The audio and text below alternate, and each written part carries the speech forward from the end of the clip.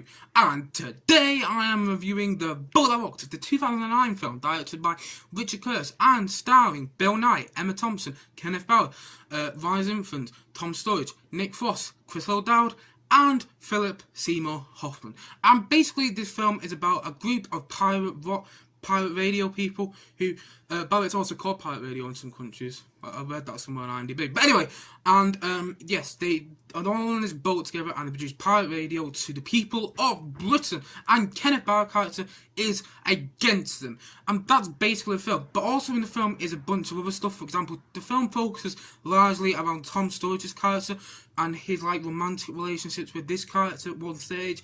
And then you also get who his dad is on this, who his dad is, and you find out that his dad's on the ship, and apparently his mum is played by Emma Thmpson in the film. So you get the point. It's a bit of a, he's just kind of there for the plot to add a bit more substance to the plot, but at the same time, there's a lot of other stuff going on, and it's a really, really fun film. Now, this film isn't exactly loved by many, as proven by the Rotten Tomatoes score.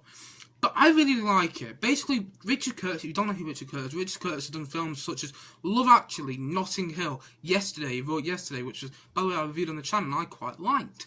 He also did About Time, which is another film that stars Bill Nighy. He also did Four Weddings and a Funeral. So you get the point. He does a lot of rom-coms and stuff, and comedy yeah, you get the point. Rom-coms. He does a lot of them. And The Boat That Rocked, which is what it's called in this country, is no different. Like I said, the film focuses largely around Tom Sturridge's character. And there's one stage in the film where a bunch of women all go to the boat. And by the way, the boat is mainly full of men. So you get the idea, and this bunch of women come over, get the idea what might happen. You might have a bit of fun. And basically, there is one woman on the boat, by the way, but she's a lesbian, so, you know. But, yeah, there's a moment when they all come over, and then you see Tom Sturridge's character basically fall in love. Bill Nighy's character sets him up, and then it's, yeah. I think that's one of my criticisms of the film. Tom Sturridge's character. I forgot what he's called in the film, but it's kind of my one criticism. He just kind of takes off everything, the fun that's going on. Like, we're having these awesome radio moments between, Rhys Ifans and Phillip Seymour Hoffman's character, and they'll be going all welcome to Bible Radio, whatever. And it's such a cool moment, and it's just but then when you get to Tom Sturridge's character, it's just a bit I'm trying to find love. I'm trying to find my dad. My dad's on this boat. Oh, my mom's coming over. And it's just a bit well, that's not how he speaks in the film, but it's a bit more quiet in the film. It's just but yeah, it's just he's not really interesting character. Tom Sturridge isn't really playing well in my opinion. I've got nothing against him. I haven't seen anything else since, but I've got nothing against him. He's just kind of one of the weak parts of the film. Another weak part of the film, if I was being brutally honest, was Kenneth Branagh's character in the film. I really like Kenneth Branagh. I think he's done some really, really good films. He's directed some good films, in my opinion. I really like Murder on the Orient Express. I haven't seen any of his other directional debuts, but I really, really like Murder on the Orient Express, which is a 2017 film which he directed. I actually quite like that film. I don't love it, but I quite liked it. I've also liked him in many other films. For example, I liked him in Dunkirk. But I just didn't like him in this. He was just a bit snobby. It's just, again, take you out of everything. Then again, if it wasn't for his character, though, he wouldn't have got this awesome end scene, which is honestly all the people on the ships coming in to save the pirate radio ship. Because, spoiler alert, not really a massive spoiler, but spoiler alert, it helps give more to the plot. Basically, the ship that gives all this pirate radio starts sinking towards the end of the film, and they send out a warning, and all these people come at the end of the film, all come and save them. But yeah, basically, and without that, though, you wouldn't have got Kenneth Branagh's character, who's trying to stop it all.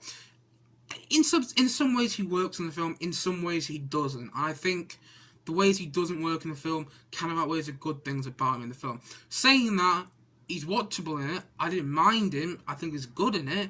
It just kind of takes you out from everything. Apart from that, I think this film is an absolute hoot. It's got some awesome songs in the film. To pick out a few, Can't Get Fooled Again by The Who. You've got All Day and All the Night by the Kinks. All I Want to Be With You. Or what's it called? Rolling Stones. Let's spend a night together. And now I want you more than ever. Eleanor by the Turtles. Again, another fantastic song. You've just got loads of good songs. And then the film ends with a bit of Bowie. Let's dance, let's dance. Put on your dress shoes and dance to the blues. It's such a good film. And if you know me, if you know this channel, you know that music always makes it for me in films. I love a film when it uses songs from that era which is set in. For example, this film's set in the 1970s, and it uses songs from like the 60s and 70s, and it feels so good. Also, Bill Nighy is great in it. Bill Nighy's always good in it. Rhys Ifans is good in it. They type in out his name, it might be Rhys Ifans, whatever. And Phillip Seymour Hoffman, I haven't really seen him in much. Don't get me wrong, I know he's in the Hunger Games. Not a massive fan of that. I saw the first one, not a massive fan of it, in my opinion. If you are, that's fantastic, but I saw the first one, wasn't a massive fan of it. But I really liked him in this film. He really brings some energy to the parts. There are loads of other parts of the film that I've discussed about. For example, Chris O'Dowd's character is so funny in the film. There's a good storyline with him in the film. Nick Frost's character, there's a good storyline with him in the film. He's fantastic in the film. Again, it was good seeing something that wasn't Hot for Shaun the Dead, or, you know, World's End, or, you know, something else, or Paul, for example. You know, it was good seeing something different to me, which he wasn't alongside Simon Pegg. I love those films, by the way, the Cornetto trilogy, as I refer to as. But it was good seeing something different. So, all in all, I think The Boat That Rocked is a tremendously fun film. And yes, there's so many elements. The thing is, it's a bit like Love Actually. There's so many elements of it where it shouldn't work. There's so many characters in it that you're trying to follow, and there's so many elements where it just shouldn't work. You just shouldn't be able to like this film. But you just do. You just fall in love with it, though. You just like, I'm a massive fan of this character. I love this character. And don't get me wrong, some parts are better than others. This is one of those films where I think the last half of the film is really, really good, and maybe the liminal part is a bit, but saying that, it's all in really, really fun. And yeah, it's like the Love Actually thing, which is ironic because Richard Curtis, the director, also did Love Actually, and it's like that. It's like literally, you know, you've got so many characters, so many things in this film that just shouldn't work, but it works anyway. And I had so much fun watching this film. I watched loads and loads. It's on Netflix, by the way. So if you're stuck in isolation, then go and watch this film. It is so, so, so good. And all in all, I'm going to give The Boat That Rocked a 6 out of 10. Maybe thinking, oh, he's giving it a 6 out of 10. That's quite a low rating. No, it isn't. I think if it's a 6 out of 10, it's such a tremendously fun film. For example, I gave Zombieland Double Tap a 6 out of 10 because I thought that was just a fun film. Nothing more, nothing better. So, yeah, and I just feel the same way about this film. It's just a really, really fun film. Don't get me wrong, I'm not coming out of here thinking it's the next Empire Strikes Back or anything. I just think it's a really, really fun film. Yeah, maybe not one of Richard Curtis's best, but still extremely fun, and it's on Netflix, so I highly recommend it. The Boat That Rocked is a 6 out of 10. Oh yeah.